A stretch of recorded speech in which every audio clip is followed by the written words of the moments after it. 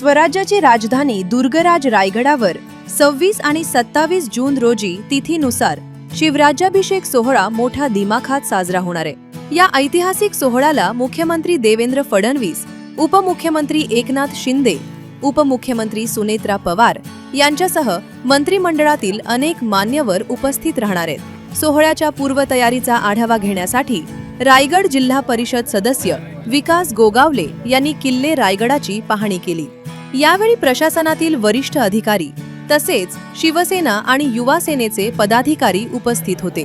पावसाळ्याच्या पार्श्वभूमीवर हजारो शिवभक्तांची गैरसोय होऊ नये यासाठी निवारा, पिण्याचे पाणी, आरोग्य सुविधा आणि इतर आवश्यक व्यवस्थांची तपासणी करण्यात आली असून शिवराज्याभिषेक सोहळ्यासाठी सर्व यंत्रणा सज्ज झाल्या आहेत।